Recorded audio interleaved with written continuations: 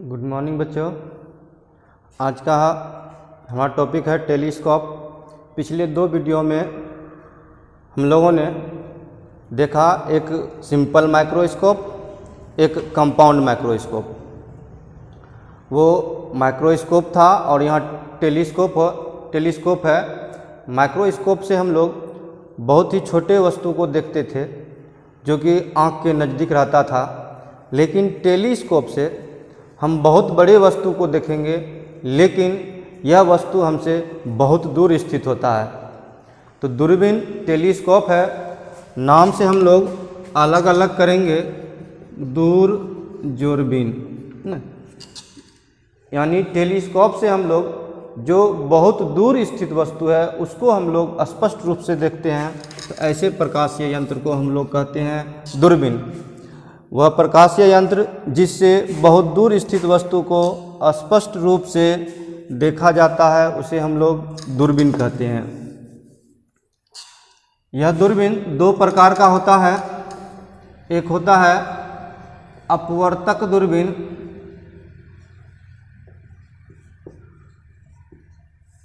और दूसरा होता है परावर्तक दूरबीन।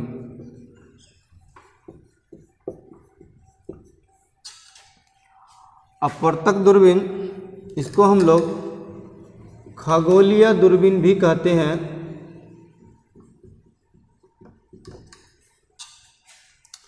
तो अपवर्तक दूरबीन में क्या होता है, हम लोग बहुत दूर स्थित, यह एक प्रेक्षक है, यहाँ से बहुत दूर स्थित वस्तु को जब देखते हैं जो कि आकाशीय पिंड होते हैं। अपवर्तक दूरबीन उसे कहते हैं जिससे हम लोग बहुत दूर स्थित वस्तु को देखते हैं, जैसे सूर्य को देखना हो, चंद्रमा को देखना हो। और ये वस्तुएं जो होती है पृथ्वी पर नहीं होती है, ये वस्तुएं खगोल में होते हैं, अंतरिक्ष में होते हैं, इसलिए इसे हम लोग अपवर्तक दूरबीन को खगोलीय दूरबीन भी कहते हैं। तो वह दूरबीन जिसके द्वारा हम लोग आकाशीय पिंडों, सूर्य को देखना हो, तारा को देखना हो, चंद्रमा को देखना हो स्पष्ट रूप से, तो जिस दूरबीन का प्रयोग करते हैं उसको हम लोग कहते हैं अपवर्तक दूरबीन। और दूसरा होता है परावर्तक दूरबीन। परावर्तक दूरबीन से भी हम लोग दूर की ही वस्तु को देखते हैं, लेकिन इसमें जो है वस्तु जो होती है पृथ्वी पर स्थित होती है। जैसे आप यहाँ हैं, ये अर्थ है, यहाँ की वस्तु को देखना है, बहुत दूर वस्तु को देखना है, तब हम लोग प्रयोग करते हैं परावर्तक दूरबीन। और जो आकाशीय पिंड है, जो अंतरिक्ष में चीज़ें हैं, उसे देखने के लिए हम लोग अपवर्तक दूरबीन का प्रयोग करते हैं। और इस दूरबीन से हम लोग खगोल की वस्तुओं को देखते हैं, खगोलीय वस्तुओं को देखते हैं, इसलिए हम लोग इसे खगोलीय दूरबीन भी कहते हैं। अब इसमें खगोलीय दूरबीन को एक बार देख लें पहले।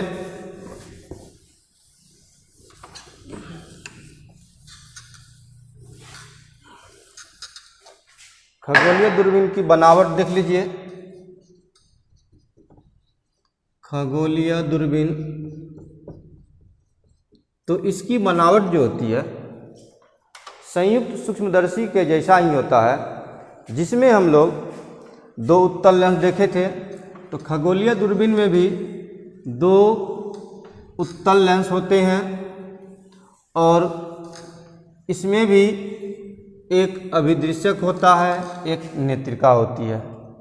तो मान लें बहुत दूर स्थित यहाँ है वस्तु, इससे आने वाली दो किरणें हैं, ये तो सीधे चली गई। दूसरा ये, इसका जो है प्रतिबिंब यहाँ बना। ये बहुत दूर स्थित वस्तु था, अनंत से उस वस्तु से दो किरणें समांतर रूप से आपतित हुई और अपवर्तन के बाद दोनों यहाँ मिला, तो इसका जो है प्रतिबिंब A', B' यहाँ बन गया। अब नेत्रिका जो होती है वह चलायमान होता है, इसको हम लोग आगे पीछे खिसका सकते हैं। इसमें ये वाला जो है नली के एक सिरा पे फिक्स होता है, स्थिर होता है, इसको आगे पीछे नहीं कर सकते हैं। लेकिन ये नेत्रिका है, इसको हम लोग आगे पीछे कर सकते हैं। अब नेत्रिका को इस प्रकार से समायोजित किया जाता है कि इसमें समायोजन दो प्रकार के होते हैं। नेत्रिका का समायोजन दो प्रकार से होता है। नेत्रिका का समायोजन पहला होता है सामान्य समायोजन।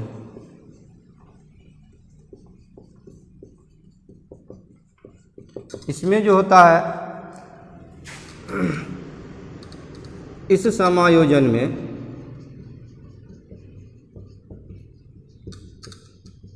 अंतिम प्रतिबिंब अनंत पर बनता है। इस समायोजन में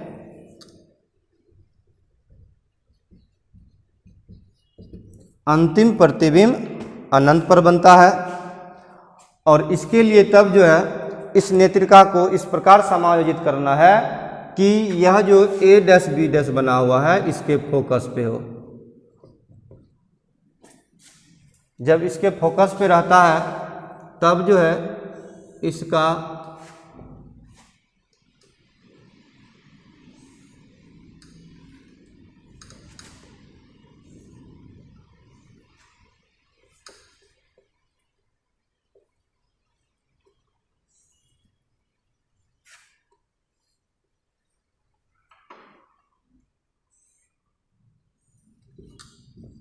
देखिए इसका जो है अनंत पे जाके बनेगा। ये तीनों किरणें बहुत दूर जाके मिलेगी। इसको हम लोग अनंत पर देखते हैं और ऐसे समायोजन को हम लोग कहते हैं सामान्य समायोजन। जब अंतिम प्रतिबिंब अनंत पर बन जाता है तब उसको हम लोग कहते हैं सामान्य समायोजन। तो खगोलीय दूरबीन में दूसरा समायोजन देखिए, दूसरा समायोजन होता है स्पष्ट दर्शन की न्यूनतम दूरी पर समायोजन। स्पष्ट दर्शन की न्यूनतम दूरी पर समायोजन, इसमें जो है इस समायोजन में अंतिम प्रतिबिंब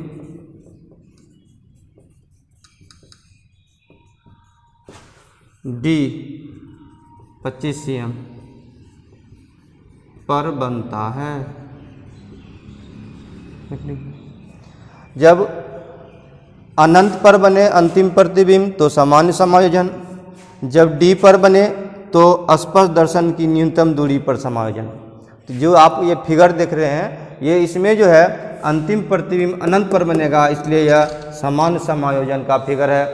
अब देख लीजिए दूसरा समायोजन किस प्रकार से होगा। दूसरे समायोजन के लिए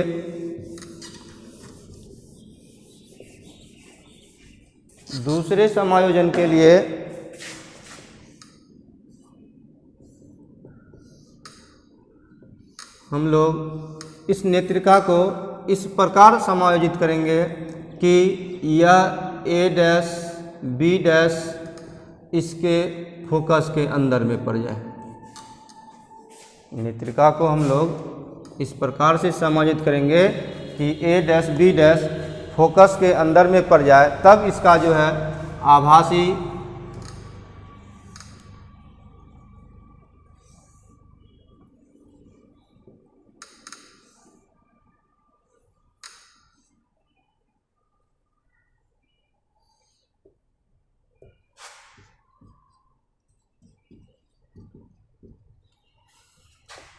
तब देखिए इसका अंतिम प्रतिबिंब यहाँ बनता है A double dash B double dash और ये D पर बना।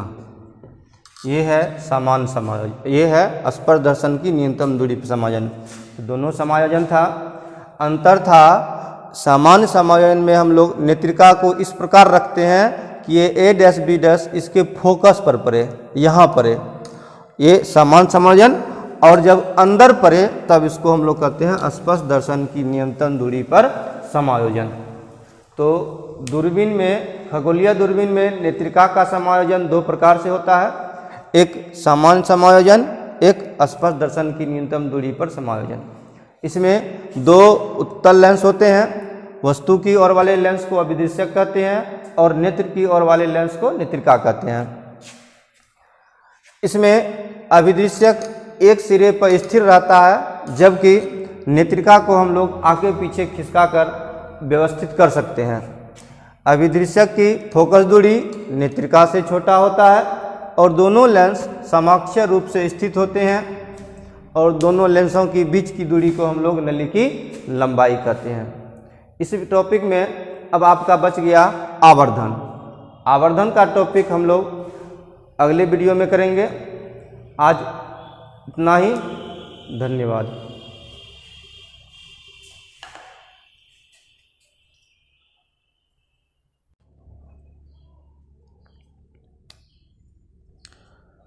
चलिए अब हम निकालते हैं खगोलीय दूरबीन की आवर्धन क्षमता।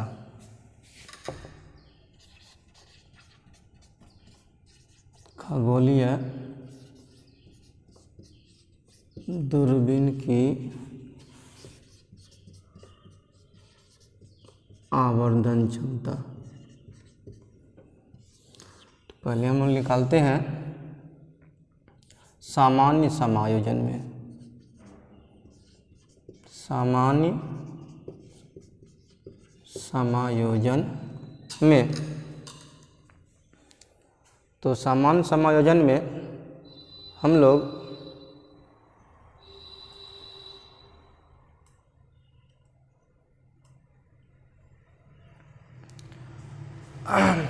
अंतिम प्रतिबिंब को जो है, सामान्य समायोजन में हम लोग अंतिम प्रतिबिंब को अनंत पर बनते देखा था। कोई बहुत दूर वस्तु है जिससे दो समांतर आपतित किरणें आई और यहाँ से अपवर्तन के बाद जो है ये किरणें सीधे निकल गई और ये किरणें यहाँ प्रतिबिंब बनाया जो वस्तु बहुत दूर अनंत पे था, A डैश B डैश। इसके बाद अब नेत्रिका को इस प्रकार समायोजित करके रखा जाता है कि यह A डैश B डैश इसके फोकस पर हो, नेत्रिका के फोकस पे हो। चूँकि अनंत पे था वस्तु तो अभिदृश्यक द्वारा बना प्रतिबिंब जो होगा वह फोकस पे होगा यहाँ तक। अब यहाँ से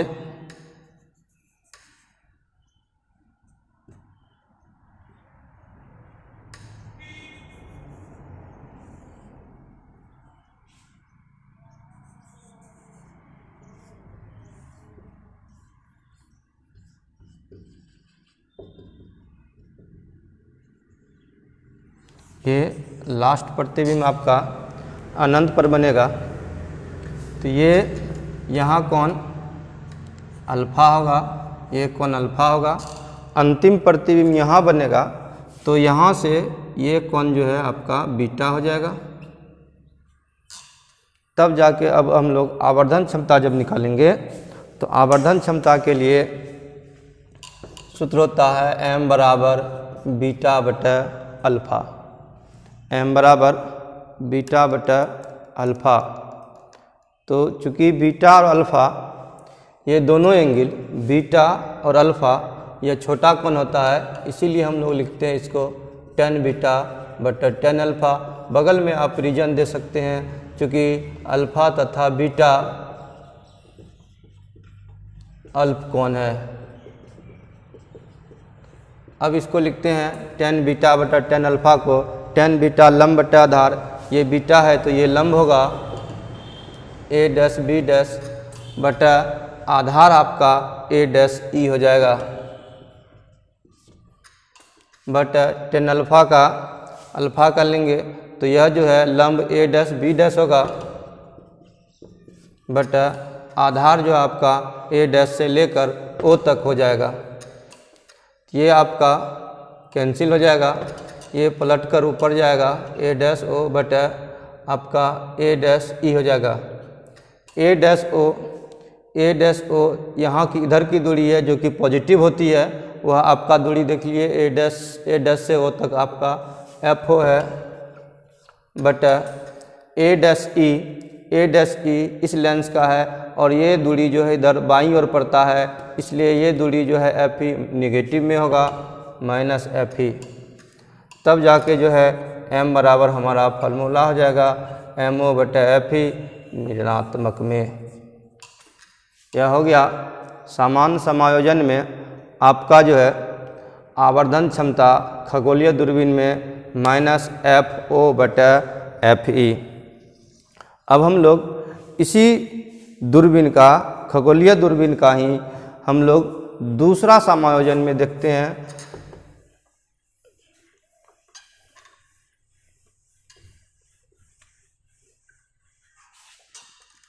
दूसरा समायोजन हो जाएगा डी पर स्पष्ट दर्शन की न्यूनतम दूरी पर समायोजन।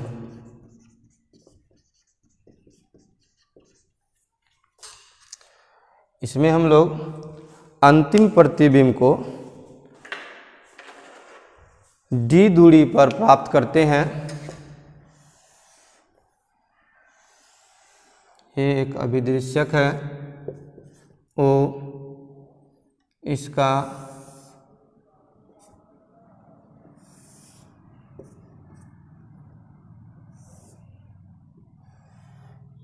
प्रतिबिंब यहाँ हो गया ए डैश बी डैश। उसके बाद अब नेत्रिका को इस प्रकार आगे पीछे खिसका कर समायोजित किया जाता है कि यह नेत्रिका के लिए ये प्रतिबिंब जो है इसके फोकस के अंदर हो जाए। एफ ई नेत्रिका के फोकस के अंदर हो जाए और यहाँ से इस दूरी को हम x मान लेते हैं और चूँकि अनंत पर था तो इसके द्वारा बना प्रतिबिंब जो होगा ये ए डैश बी डैश ये जो है फोकस पर होगा।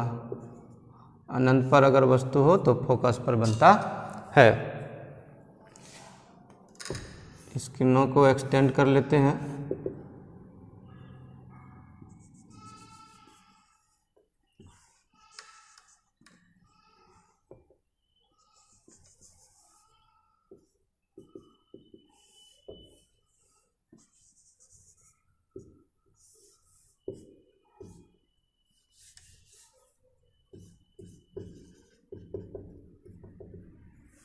ये आपका ये जो प्रतिबिंब लास्ट वाला बना A double dash B double dash और ये स्पष्ट दर्शन की न्यूनतम दूरी पर होगा।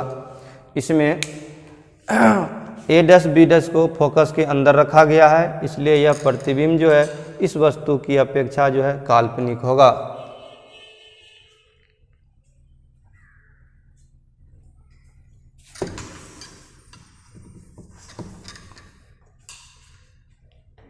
अब हम लोग देखते हैं इसका ये कोण अल्फा होगा तो ये भी कोण अल्फा होगा, शीर्षाभिमुख कोण। ये कोण अगर बीटा है तो इसका ये लंब हो जाएगा। तो हम लोग लिखेंगे m बराबर बीटा बटा अल्फ़ा, फिर बीटा बटा अल्फ़ा को tan बीटा और tan अल्फ़ा, चूँकि अल्फ़ा और बीटा जो है वह छोटा कोण होता है। tan बीटा लंब बटा आधार, लंब हो जाएगा ए डैश बी डैश बट आधार हो जाएगा आपका ए डैश से लेकर ई तक। फिर चलेंगे tan अल्फ़ा, ये अल्फ़ा है, इस त्रिभुज में आएंगे, इस ट्रिंगल में ए डैश बी डैश लंब होगा और आधार जो है ए डैश से लेकर ओ तक हो जाएगा। ए डैश ओ ये कैंसिल हो जाएगा, ए डैश ओ ऊपर चला जाएगा और ये नीचे आएगा। ए डैश ई, ए डैश से लेकर ओ तक, ए डैश से लेकर ओ तक ये दूरी जो है देखिए आपका एफ ओ है, और इधर की दूरी है दाईं ओर की, इसलिए यह पॉजिटिव होगा। और ए डैश ई, ए डैश ई इस लेंस के लिए है और इसका जो है बाईं ओर है, इसलिए एक्स जो है यह माइनस में होगा। तो m बराबर हो गया माइनस एफ ओ बटा एक्स। अब इसको हम लोग आगे बढ़ाएंगे। आप इसके पॉज करके लिख भी सकते हैं या स्क्रीनशॉट भी ले सकते हैं।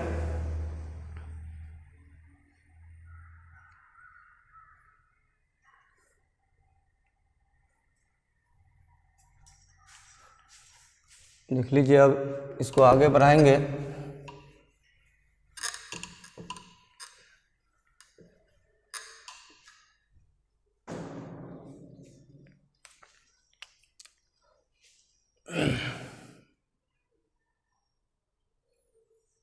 चूंकि लेंस सूत्र से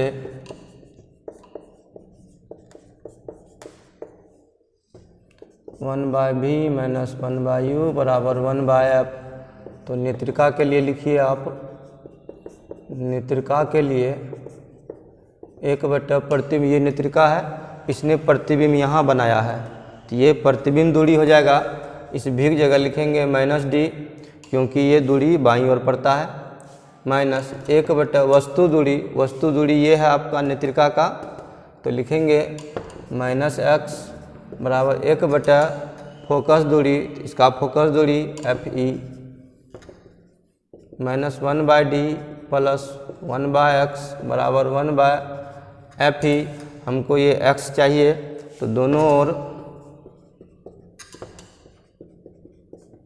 डी से गुना करने पर माइनस डी बटा डी प्लस डी बटा एक्स बराबर डी बटा एफ ई, ये इसके साथ कैंसिल हो जाएगा। Minus one plus D by X बराबर D by F E, minus X उस पार जाएगा, ये माइनस वन उस पार जाएगा, तो आपका ये डी बाय एक्स बराबर हो जाएगा D by F E plus one, और डी बाय एक्स बराबर एलसीएम एफ ई हो जाएगा डी प्लस एफ ई, और एक्स बाय डी निकालेंगे तो इसको पलटा दिए तो ये भी पलट जाएगा। जब यह पलट जाएगा तो आपका यह हो जाएगा एफ ई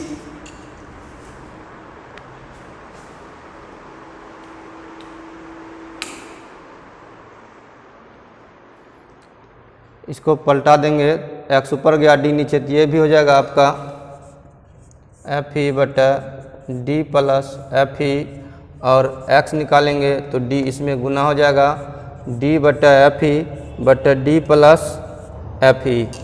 एक्स का मान हम लोग समीकरण 1 में रख देंगे। समीकरण 1 हम लोगों का था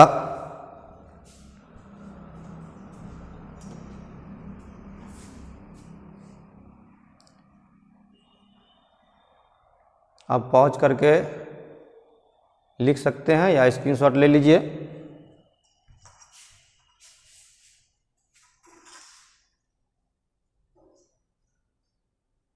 ये लाइन ही दिख रहा है आपको, कोई बात नहीं, इसको ऊपर लिख देते हैं। ये D by X equal to D F E बटा डी प्लस एफ ई हो जाएगा।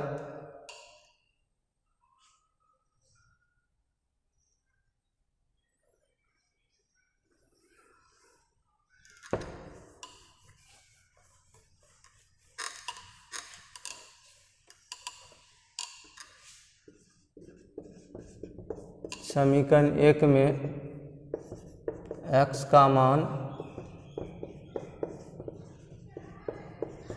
रखने पर, समीकरण 1 में x का मान रखेंगे तो m बराबर का निकला था माइनस एफ हो बटा एक्स। इस एक्स का वैल्यू रखना है यहाँ, तो वैल्यू हो जाएगा यहाँ देख लीजिए डी एफ ई बटा T plus F E M बराबर माइनस एफ हो, ये पलट के ऊपर जाएगा डी प्लस एफ ई बटा डी एफ ई एम बराबर माइनस एफ ओ बटा F E D plus F E बटा डी एम बराबर माइनस एफ ओ बटा F E D by D plus F E by D अलग अलग divide किए M बराबर माइनस एफ ओ बटा F E into 1 plus F E बटा D.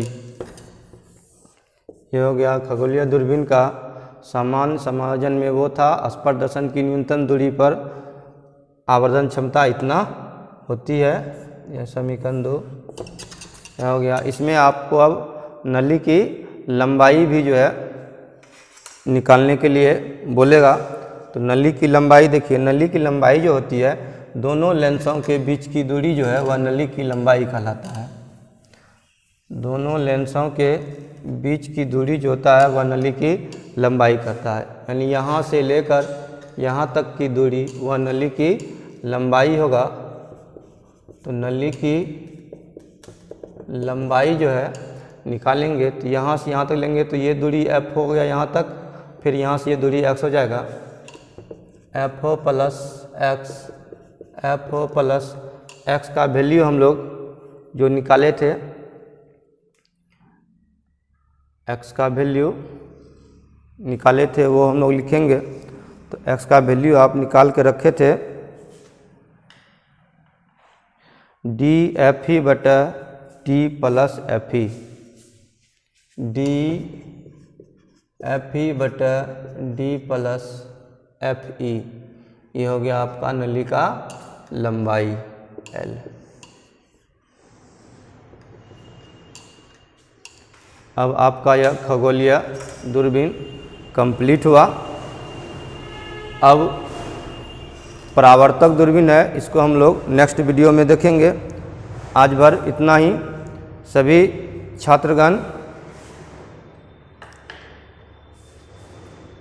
Copy तैयार करते जाएंगे, क्योंकि लॉकडाउन है इसलिए आपको घर पे ही रह के पढ़ना होता है। तो आप इसको नज़रअंदाज नहीं करें, कॉपी में नोट करते जाएं। फिर जब क्लास खुलेगी तो इससे आगे जहाँ तक ऑनलाइन पढ़ाई हो जाएगी उसके आगे से क्लास होगी, इसलिए कोई बच्चा इग्नोर नहीं करें।